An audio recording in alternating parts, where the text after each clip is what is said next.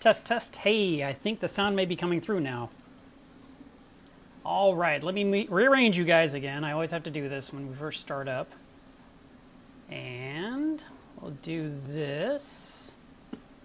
Can anyone hear me? All right, that's a good sign.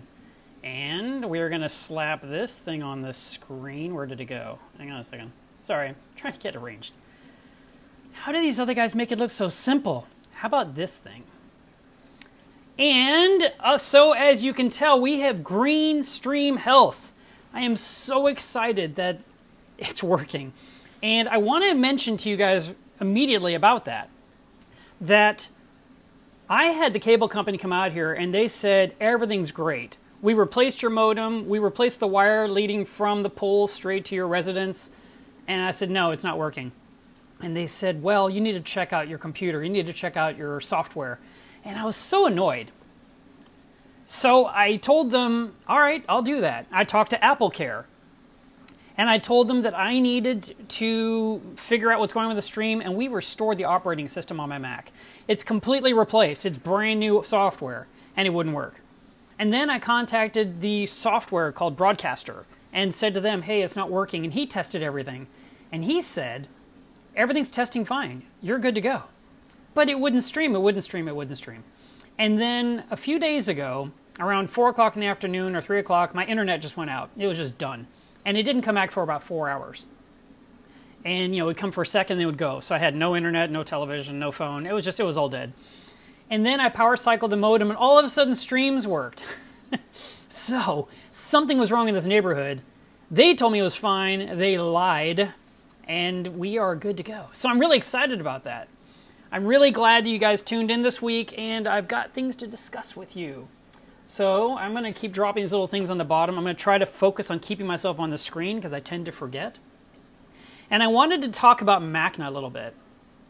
So this event happened last weekend, and I had to drive there. And everyone was talking about Hurricane Harvey, and they were so worried about it. Okay, I'm going to jump to these questions really quick. A 180-gallon tank, I would recommend a sump that is 40 inches by 16 inches by 16 inches. That'll fit your tank, and that'll be big enough to support your tank, Brian. Speaking of coffee cups, here's an awesome one right here. Yes, I am so happy that the stream is fixed. Okay, back to MACNA. So we got to put this little guy on the screen. I'm going to try to multitask today. Nancy, you did. You just made it here. Good timing. So last weekend, Hurricane Harvey is coming in. Everyone's thinking, will they cancel MACNA? It was driving me crazy. They never cancel MACNA. There's been 29 MACNAs in a row, and it's never been canceled.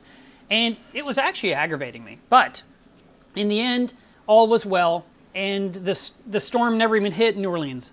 Instead, it hit Texas and kind of, as you've seen the news, destroyed Houston. So that's been a real mess. I was really disappointed that anything happened at all, of course, because I wanted everyone to be happy and content, and I wanted this thing to fizzle out like they so often do. Instead, the heat and humidity in New Orleans was so unbearable that I'm just running from air conditioning to air conditioning to air conditioning. And I had to park because I have a vendor booth this year I'm selling wares. And so I had to park my vehicle at the absolute end of the end of the convention hall. And that ended up being, when I was checking my phone to see how many steps I'd made, I'd covered 8,000 steps with my first trip just to get to my car and come back.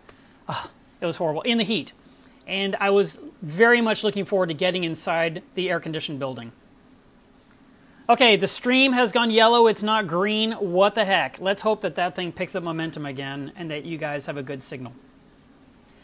I wanted to talk to you about some of the things that happened at MACNA this year that were very exciting, and some of the things that happened off-site as well.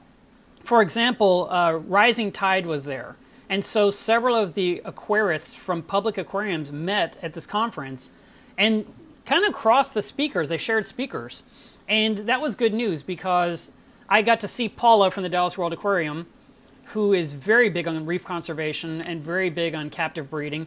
They are still working on breeding flashlight fish, which are awesome little fish they have on display there, and their fish are constantly spawning, and they're trying to figure out what it's going to take to feed them to actually say they were the first ones to raise them, which is really exciting. They lost some of their funding, some kind of government funding. Not just them. I mean, I think it was Rising Tide lost funding. So they're looking for money elsewhere right now to keep this conservation thing going on. And it's kind of crazy that we always see money going away for things that protect the future. So hopefully that will be resolved, or some corporations will donate to help that be strong. One of the things that was kind of fun, but hardly anyone knew about, was Thursday night there was a VIP party for speakers and some of the sponsors, and it was sponsored by Live Aquaria. And so it was this bar across the street from the hotel that had a bowling alley in there. And I'm so glad I haven't seen any pictures or video of this yet. And I hope it stays that way. Watch, because I put this out there, someone's going to find it. But I love bowling. I'm not great at it, but I know how to bowl.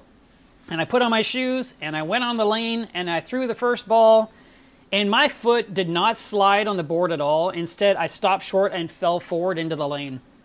Most embarrassing moment ever, right? And I couldn't believe how, literally the shoe just stopped. It did not slide at all. It was the most crazy thing ever. So I got up, and I tried to deal, and you couldn't glide.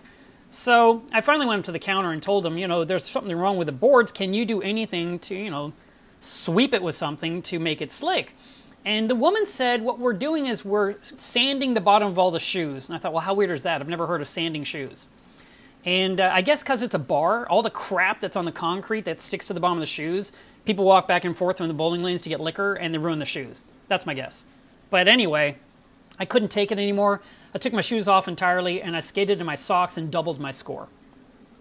I didn't win, and my best score that day was 135. But I almost bowled 3 strikes in a row, literally in the final frame, and that would have been a first for me. That would have been exciting. But like I said, it was a small group. The MACNA people that attended, they didn't go to this. It was just 200 people. But I was really glad I got to go, and I thank Live Aquaria for sponsoring that. So that was nice. I've got a whole bunch of video. Matter of fact, at this MACNA, I didn't shoot any pictures whatsoever. So I ended up I'm going to edit a lot of video, and I'll see how many parts it becomes. I'd love it to be one super long video, but I know the way YouTubers are, the way people that follow YouTube, they kind of like things broken up into small pieces so they can allocate the time. So I will build this thing and then slice and dice it into chunks and create something. But there's some new products that came to market that are very exciting. By now, maybe you've seen some of it, maybe you haven't, but one of the things that is coming out next year, probably in 6 months, maybe 8, is going to be the new Trident device that fits on the Apex. And the Trident is a machine. Last year I shared a video about an alkalinity monitor that you probably saw. And Jim Welsh invented this thing, and it would suck water out of your tank and measure the alkalinity and then report the results directly to a device like the Apex. Well, Apex bought the rights to that.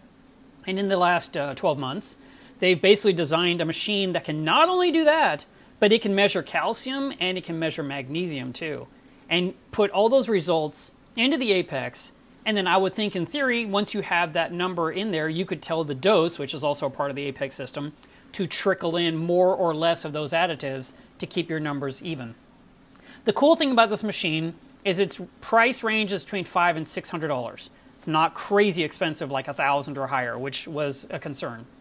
Secondarily, it can measure multiple times a day, or you can choose to measure maybe once a day and make your reagents last longer. I think that I read that reagents are $40 for a 2-month supply.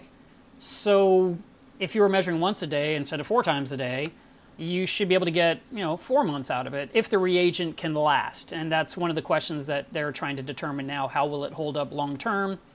Where will you put the device? Does humidity affect it? Those kind of things. So January is when they're going to start testing this out to see how it operates with some beta testers.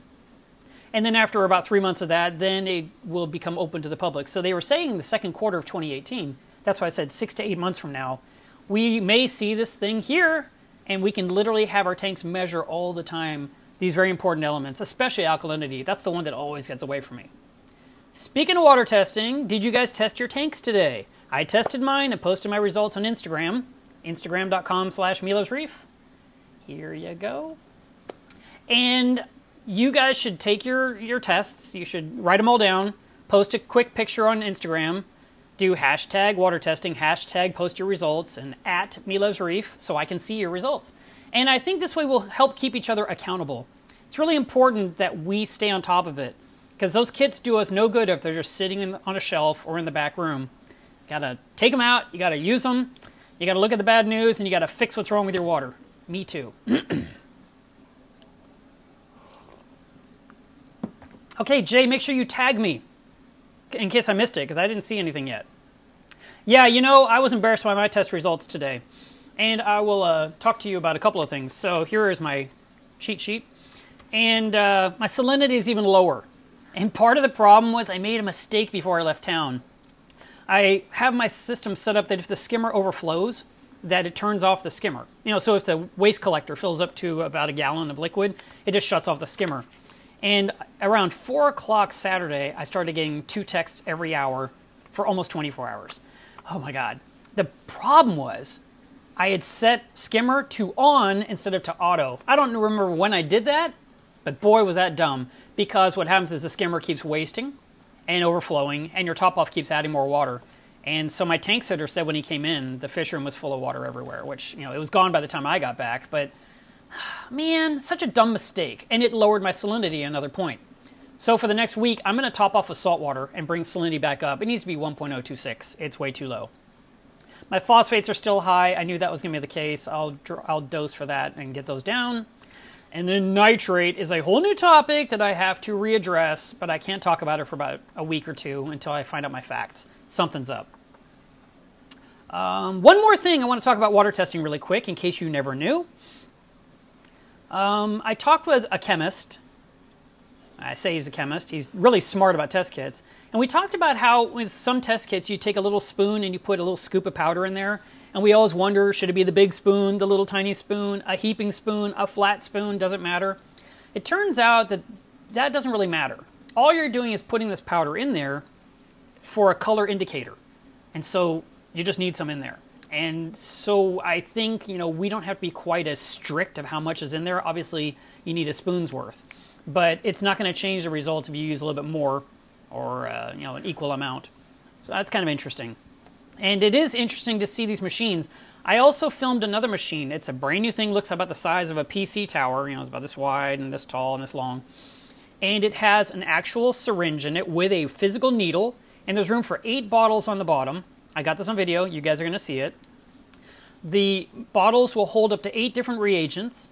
It's hooked up directly to your aquarium to draw water from the aquarium to measure the various parameters you want to measure. Now, when I was doing the math, I said to the guy, well, you've got room for 8 reagents, but that's not going to work for me because nitrate needs 2, phosphate needs 2, calcium needs 4, magnesium needs 4, alkalinity needs 1. I mean, I need like 16 vials. I was like, this isn't going to work for me. But it's still a neat machine, and depending on what you're trying to test, it may be something you like. Problem is, the price is up there again. It's looking to be between $1,200 and $1,500, but it's completely automated, and you can be away from your home measuring, which I think is kind of neat, because you could be traveling, and you could just wake up and check your today's results. But, I mean, you can test whatever you want. If you're into testing copper and iron, you can put that in there. The only thing that has to be is that it has to be a completely liquid test kit. If the test kit uses any powders, this machine won't work for you. And so I mentioned that to them. I said, you know, Elos has a couple of kits that use a powder. And he told me they're actually talking with Elos about making a liquid-only version for their machine. So that would be pretty cool. And it literally pulls the solution out of a bottle like a doctor does. You know how the doctor always punctures a rubber seal to draw some medication out? This thing had a rubber seal. It actually pokes a hole through it. And once a month, you replace the syringe and the needle.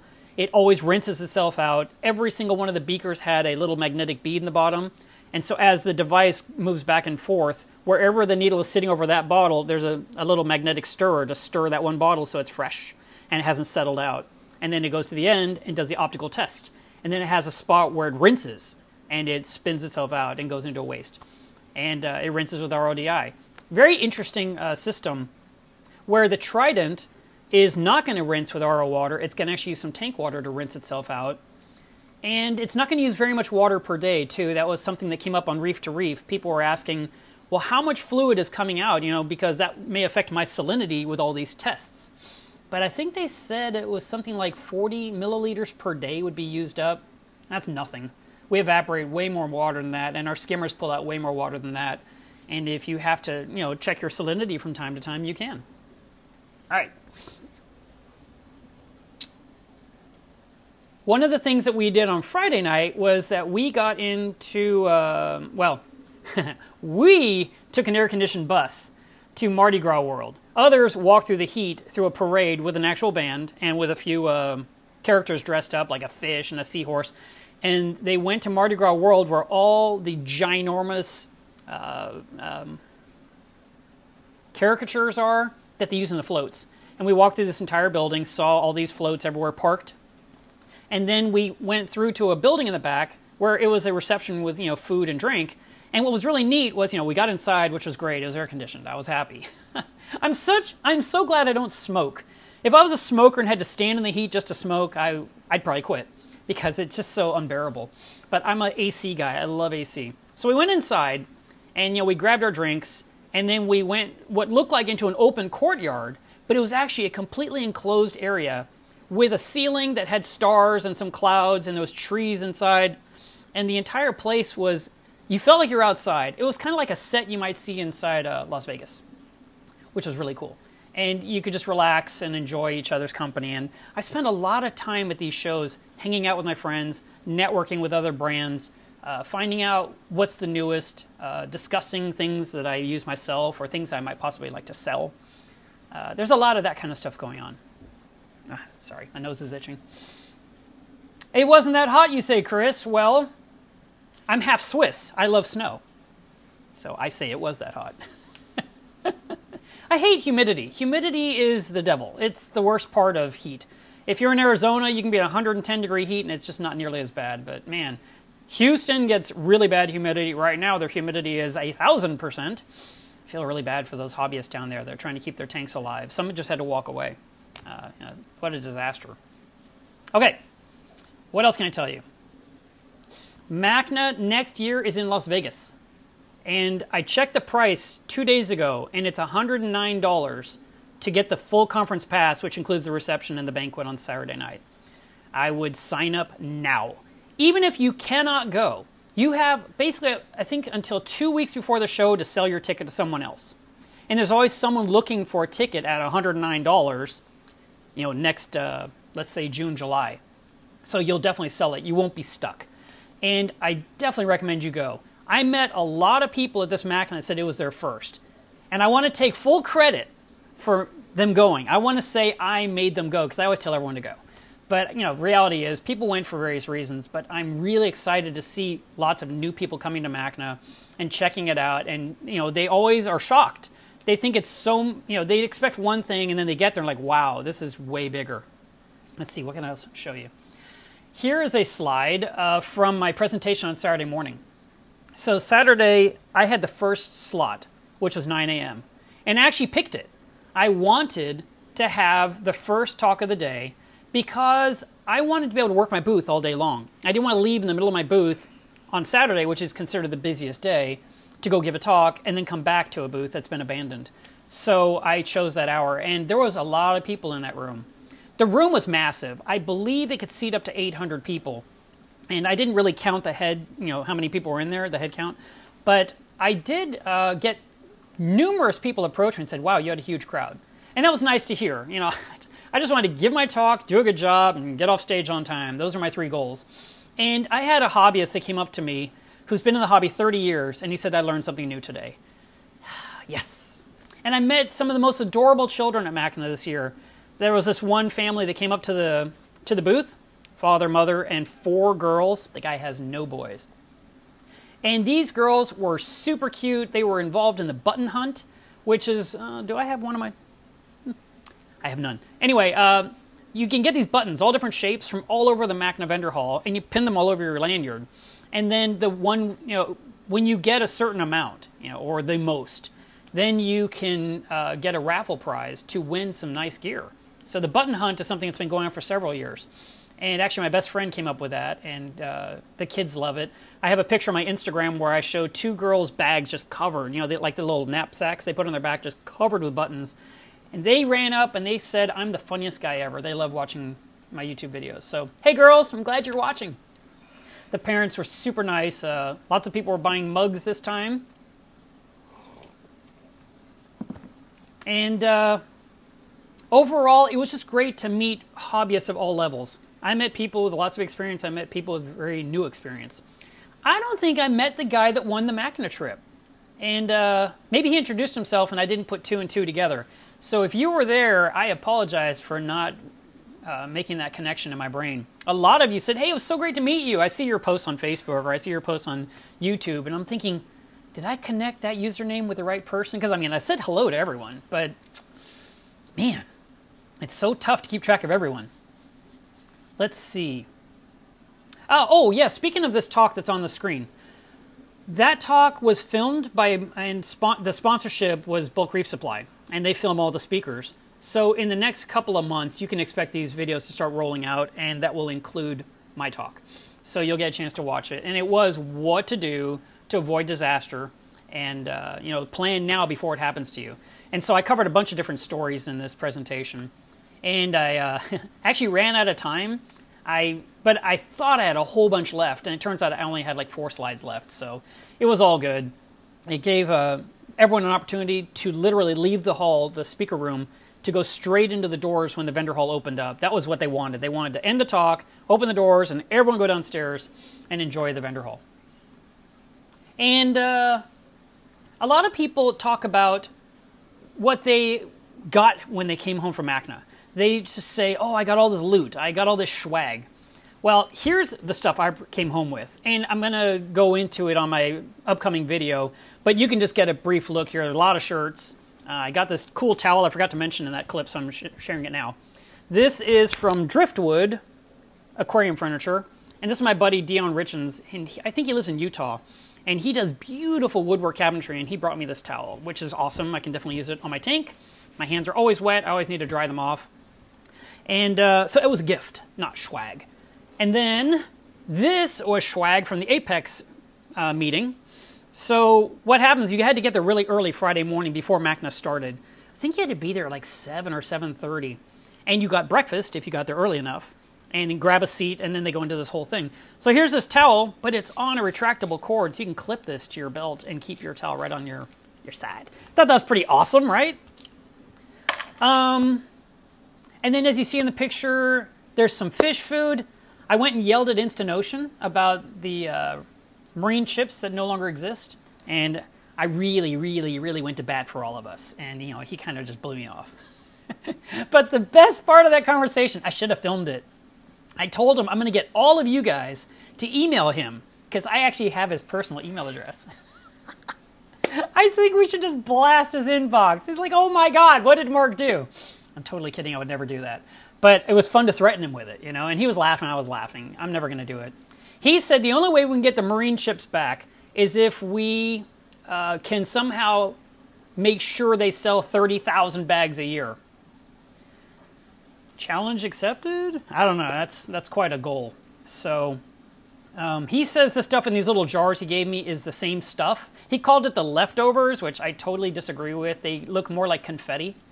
Looks like something you'd throw at Mardi Gras. And I brought some home for my fish to try, but I'm not sticking that in my feeder. I like my marine chips. I'm going to be sad when I finally run out. Okay, what kind of questions do you have for me? I want to answer some questions. I see Jay is asking about canister filters on a reef tank. Let me tell you something, Jay. When I was a kid, my dad had a reef, well, he had a saltwater aquarium. It wasn't a reef. Now, the corals that were in there were dead corals he brought home from a trip, and he put them in boiling water, then he put them in the sun, he bleached them. He did all this, they were bone white, and he had all these fish swimming around. And we had this big canister filter sitting under the tank. And once a month, we had to take out this disgusting thing and pry it open, make sure the water didn't go everywhere. And then there was floss, carbon, and floss. And that's what this thing was. And Hasn't changed much since then. Now, Cobalt has a pretty cool canister filter. Well, it shouldn't be hard to find. I think they only have one. But what I like about it is it has 4 trays inside of... Oh, hang on, let me change this. Almost forgot. Sorry, guys. It has 4 trays inside of it. So you can put floss, sponge, carbon, some other medium, Purigen or something. And that way you can set this thing up near your tank or under your tank. And then the hoses, of course, go up. And then they have that pump, that EXT 800 pump that I like. And that pump will draw the water from the tank into the canister filter and then push it back into the tank. And that way you don't have to have the pump actually physically in the tank taking up space, which is great. The other thing I like about this canister filter is there's like this green lever on the top.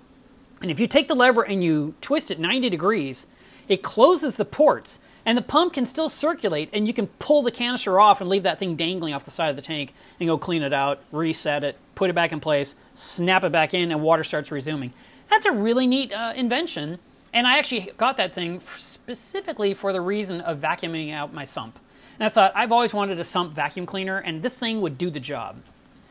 Didn't quite work as good as I hoped, but, you know, I'll try just about everything. One day, I'm going to invent a sump vacuum cleaner. I mean...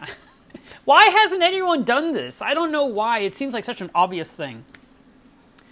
Speaking of obvious things, there was another thing I shared on Instagram that looks like a toilet paper holder with a roller. If you guys didn't see it on Instagram yet, go to my Instagram. It's right here. And go back, like, I think I posted this morning, 2 pictures ago, before my water tests. And that thing is really neat. And the guy... that built it, designed it. He was in the Coral View booth and he was showcasing it. He basically, well, he told me, first of all, that he learned everything he learned from acrylic work from my website years ago. And of course, he's really improved his skills and he's doing beautiful stuff. And he designed this machine that uses 50 micron mesh. So you got this roll and then it goes across a tray and then it, you know, the collecting roll on the other side. And I've got a whole video about it so you guys can see it and he's going to talk about it. But it's modular. You can make it wider, you can make it taller, you can make one side short, one side tall. You can hang it on the sump and have a leg. You can set it in a tray on top of the sump. And what it is the water will go into this mesh. And as when the mesh is, you know, unobstructed, water goes through it into the sump. As it obstructs, as it gets filthy, the water level rises inside and hits one of 2 sensors. And the sensor activates the motor to start turning the wheel very slowly to move the mesh forward a little bit. What's interesting about it is it's not just moving the mesh a fixed amount. It's not like rolling up 1 foot and you're wasting mesh. It literally is pulling the dirty mesh across. So if, like, let's say this is the sheet here. I wish I could share it with you, but it's on my Instagram. Anyway, the mesh is sliding this way. And as it slides across, here's some new mesh because it's unrolling, right? So you might have an area of clean mesh while you have all this dirty right here. And the water's flowing through it, the water level drops down again. And so it's only using as much mesh as it needs to keep that water level where it belongs inside the trough. And I thought that was kind of neat because you were not wasting. I did, of course, ask him, what about smell? Because think about it, you know, filter socks, if you just have them sitting in a bucket dry, they reek. But he said this stuff rolls up, it dries, and there's no smell. So that's interesting. And I think he told me the price of this thing. Don't quote me, but I think he told me $250. I'm sure it's in the video, so when the video rolls out, you'll get to see it then. But it's really neat. And then I was in the GHL booth briefly. There's some big booths I totally missed this year. I just didn't spend any time there. And they had a huge roller. I mean, it was massive. And it was set up on their huge sump. Matter of fact, Reef Builders just did a quick look at that sump if you check out their video. And speaking of other YouTubers, I ran into George there. He was in the Fritz booth quite a bit. I ran into Than from Tidal Gardens. Went to dinner with him on Sunday night. Thanks for inviting me, Than. And who else did I meet? Mad Hatter's Reef was there, who I did a podcast with before MACNA about 2 weeks ago. And I ran into a couple new ones I didn't even recognize. I didn't know their channels, so I got to check those out. So that was kind of fun to run into different people that do these YouTube channels to help you guys be educated. Reading questions. Just a second here. Let me see what it says. Mike asks, so how many other companies are going to copy the Neptune system? That'll be a very interesting challenge for them to do. I'm not saying they can't. And it is possible other companies are going to come out. But if Neptune is selling their machine for $500 to $600, let's just say it's $501.99 instead of $599.99. I hate when people put those prices and, you know, they roll it up to the very last cent. But anyway, I don't know what it's going to sell for. But if they keep it down low and the reagents are affordable, there's not a big market to steal that business away. By comparison, Pax Bellum came out with their beautiful reactors about a year and a half ago. It's a very tall, white cylindrical thing with a huge LED system goes down the center. People are growing Cheetomorpha in there. Cheetomorpha? It's better than Cheeto, right? And people said, oh, I can do that with a two little fishies reactor and a strip of LEDs. I can do it for $40 instead of paying $1,100 or whatever it is. And I even came across a post on Facebook where a company over in the UK has made their knockoff version of the Pax Bellum. And they were promoting it on a thread talking about the Pax Bellum. I mean, I was shocked. I mean, that is... wow. I'd be so offended. If I had a product that I'm building and selling and someone puts their copy of it on my discussion, heads are going to roll. I mean, that's just not right. You won't see me posting my stuff on their page, and I don't want them posting their crap on mine. Sorry. And I'm really upset about the Pax Bellum ripoff, only because Pax Bellum just got their second patent on their device. And I know it takes time for that to go through, and I hope that they can shut down all these knockoffs, because I just don't think that's right. You come up with something, and it's something they've been spending 10 years designing. I didn't know it was that long. I just read about that on Facebook. The Pratt Institute, I think that's right. They were part of the developmenting team of making sure that worked and tested it thoroughly. And, you know, when they locked it in, said it's solid, you know, it went to market. And then to have something come out so quickly as a copy, it's kind of, ugh, it's icky. I hate that kind of stuff. Okay, let's see what's going on here.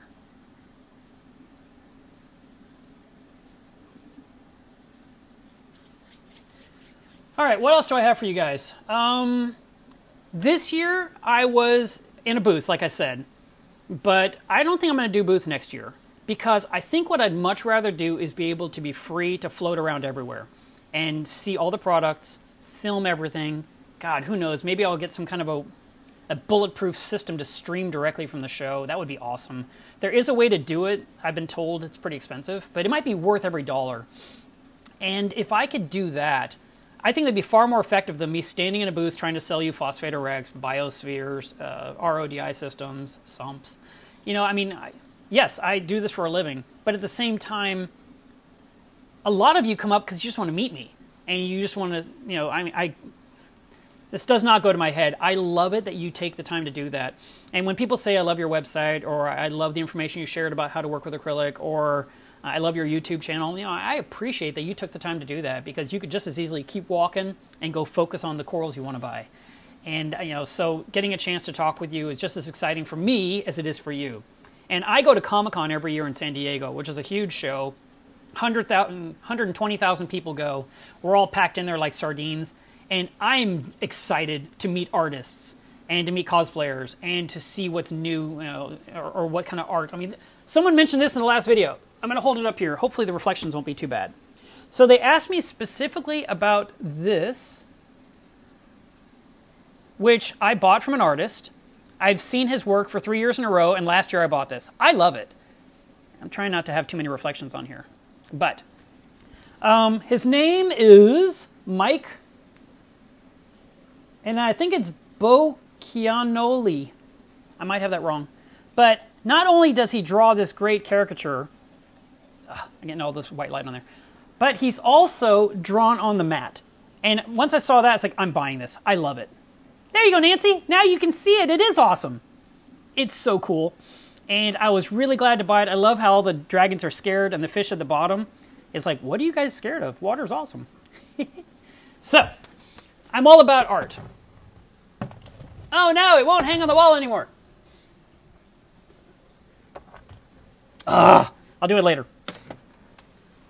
Look what you made me do. You made me take my art down. let me answer some of your questions. We have about 10 minutes left on this stream because I promised them to be 45 minutes long. It's been mostly green and not yellow, and I'm very happy about that. So I hope that this comes through without pieces missing for all of you.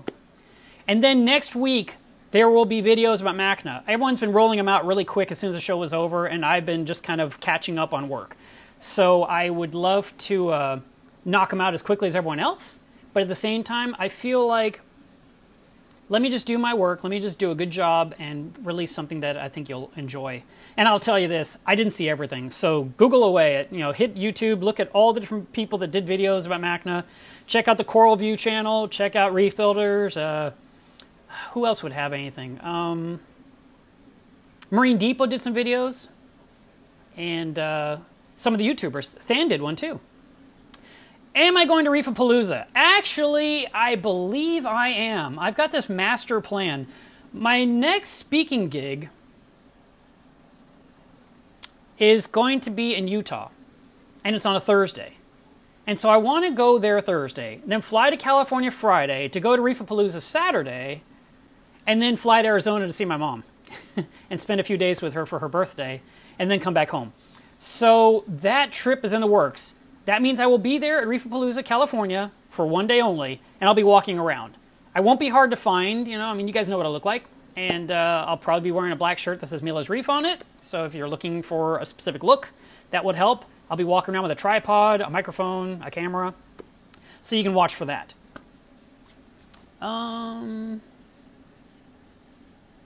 Lindsay said she brought home a sample of Rod's food and her fish loved it. I'm telling you, it's the food I use. I love that stuff too. Let's see. Why don't I ship merchandise out of the USA and Canada? I can. And usually when a customer wants me to ship elsewhere, I just tell them I need to look up the price, and I use United States Postal Service Priority International. And I just give you the price, and if you say that's acceptable, I ship. I've shipped shirts to Australia twice. I've shipped a sump to Germany. I've shipped some photo boxes to Italy. I've shipped a lot of Safety Stop to Mexico.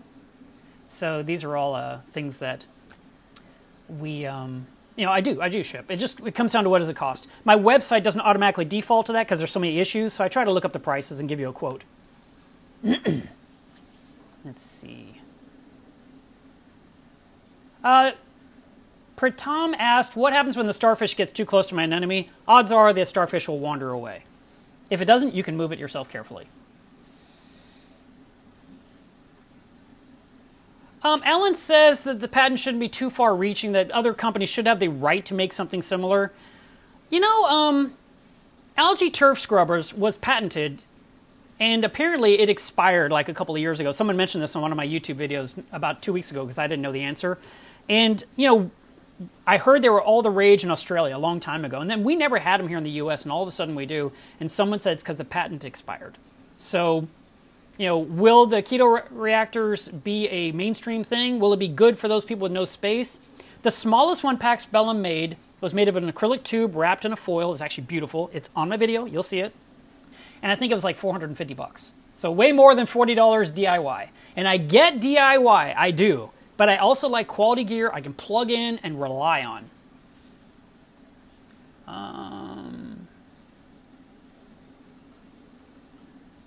What do I think about Safety Stop? I love Safety Stop. I recommend it to everyone. It's the best alternative to a quarantine tank. And next week's live stream is going to be about quarantine tanks. So now you know the topic. Let's see. The rules for TSA have not changed. People have been saying if you can show there's a fish swimming in the water, you can get away with it. You could still run into problems with the airline as well as with TSA. Either or. It's funny because when we leave MACNA, as a lot of people going to the airport, the TSA agents get excited. What did you buy? What do you have? And they actually can't wait to see the next coral frag that comes through, which is crazy because I'll show up thinking I better not have anything with liquid, I'll get in trouble. And then like, you didn't bring anything? I was like, I put it in my suitcase because of you guys. And they're like, oh. And they do the boo-boo lip. They literally... But it actually, in actuality, they can do what they want, and they can just say, nope, nope, nope, and be jerks about it. And so I just don't take the chance. But a few years ago, I left MACNA with 2 eels that I put in the anemone cube. And when I got to the counter, I didn't want to say a word. I had them in my camera bag sitting on my hip, and it was about 10 pounds of water and 2 eels. And the girl said, you know, so you have 1 suitcase? I was like, yeah. And then I just told her, I said, you know, I probably shouldn't say anything, but I'm just going to be honest and see what happens. I have these 2 eels, and I'd love to carry them onto the plane, but I don't want you to say, oh, you came with an extra bag, because I had my camera bag too. And this was a second camera bag. When you have 2 items, they like to hit you with a $100 surcharge at the door, you know, when you're entering the plane. I didn't want to pay $100. So I told her I had these 2 eels, and she said to me, eels? I was like, yeah, they're yellow, they're about this long, they're alive. And she said, I don't know what to tell you. And I said, do you think they'll hit me with a charge for the second bag? You know, since you're only allowed 1 personal item. She says, I don't know what to tell you. So I decided right then and there to take that bag with the eels and put it inside my suitcase, which made my suitcase too heavy, and pay an extra $25 for that bag than it was to risk paying $100 at the door. And, you know, it went through the conveyor belt and boom. And then, you know, the rest is history. You've seen those eels on my YouTube channel. I had them for about a year and a half. I've mentioned it, but maybe you missed it. I had one that jumped out, which was shocking. I had this acrylic barrier around the top of the tank so it would be even taller, so if the eel tried to jump, it wouldn't escape. And I had it on there for 6 or 8 months, and then somebody came over to my house and said, I need that exact thing for that exact tank. And I gave him mine because I planned to build another one. And the eels were always on the substrate. They're down, you know, here's the rocks, and they're like under there, they stick their face out. They never swam around, ever. I thought, maybe I just don't need that barrier because they never come out. I mean, they literally stayed at the bottom. I fed, they'd stick out their neck far enough to get a piece of krill, and they went right back on the rocks, and so I didn't do it. And then one day, I discovered one on the floor, and it was dead, and I was so sad. And I really believe that the other one was either its sibling or its mate, because the other one refused to eat. And I tried everything to get it to eat, and it ended up starving to death. And it was really sad. I had to put it to sleep. And putting an animal to sleep in our hobby typically means putting it inside water in a bag in the freezer and let the water just chill until the animal just basically goes to sleep. And it's super sad. I hated doing it, but it would not eat, and it was not able to sit right side up. It kept rolling over. I put it in a box. I went to different vets seeing if anyone could help me feed this animal. They gave me this tube I was supposed to shove down its throat to squirt food into its belly. And I just did not have the guts. I mean, I had the tube, I had the food, I had the eel, and I tried to put the tube in its mouth, and it was resisting me, and that's why I'm not a doctor. I would never save your life. But I could not do it. I could not get the food in that eel. I felt so bad and helpless and worthless. And finally, I just said, I have to put it to sleep. And so I haven't had the eels ever since, and it's sad. But they did make it on a plane ride, and I didn't have any issues with the airline, and I even was honest about it. I didn't try to smuggle it or anything. Let's see. Anything else? I covered everything I wanted to cover. We have 1 minute left. Let me see if I can answer 1 or 2 questions, and then we will wrap this up. Oh, yes! I didn't mention those. Thank you for bringing that up. One of the most exciting things to be seen at this MACNA was the captive bred fish. I've got lots of video about it. And one of the things that my friend Matthew Wittenrich has done is he's raising conspiculatus angels. The conspic angelfish, they get to be about this big. They're about that thick. I think they originate from, New Guinea, Papua New Guinea. And they are gorgeous. You only see them in public aquariums, and they sell for $5,000 each. And nobody, no human has it, just aquariums to where you can appreciate them. Typically, they eat corals, so most of us don't want them. But he has raised them, and he's got some this big. He raised them from eggs. It's huge. They're $6,000 each, but they're tank raised, and they eat prepared foods. So is it possible to buy a conspic angel, put it in your reef, and it will only eat food and not eat your corals? Will its DNA take over and it just start eating corals? Oh, man, they're so beautiful. They're so adorable. Wait till you see the video. Some of those fish are literally this big in the tank. So try to look at the scale, look at the substrate, look at the Tonga branch rock, and you will see little tiny fish. The conspics, the Singapore angels. There was another one in there too. There's 3 different ones. Blue stripe angel. So awesome. And he is selling directly to the public. So if you happen to have a big checkbook, you can go to Poma Labs and get your own fish. And I mean, I told him I want one of those conspics. And he told me he wanted some acrylic work. But I think that's a lot of acrylic work for $6,000. You know, I'm not ATM. I don't charge those kind of prices. Let's see.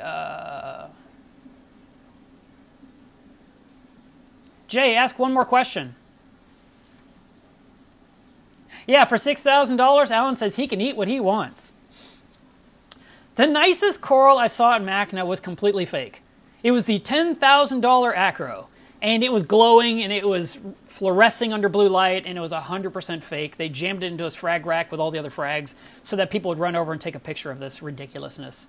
And, I mean, as soon as I looked at it, I was like, I have been fooled before. I have been completely tricked. I am not too ashamed to admit it. I was at a MACNA years ago, and there was this incredible clam. And I was trying to get pictures of this darn clam from every angle, and it kept getting reflections, and it just wouldn't shoot. And the water, and they were over in the corner of the booth giggling at me. And finally, I was like, what are you laughing about? It's really beautiful. And they're like, move your hand over the top of the clam. So I did, and the clam didn't react. And then he starts laughing really hard. And I was like, this is a fake clam? He's like, oh, we've been doing this to people all day. That was excellent. Oh, man. So I am a little bit more leery. I'm a little more wary when I watch people to see if they're lying to me or if they're telling the truth. But I really did enjoy seeing new things. And I'll tell you, I hardly look at corals at MACNA. I really don't care. I keep corals in my tank. I'm not buying any to bring home. So while all those booths are set up and there's all that eye candy, I will glimpse here and there. I'm about the fish. I'm about the equipment. I'm about the vendors.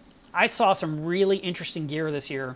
One thing that I really like the looks of, and you'll see it in one of my videos coming up, is this huge rack, 6 feet tall, with all these little containers on the front and a light strip over each one.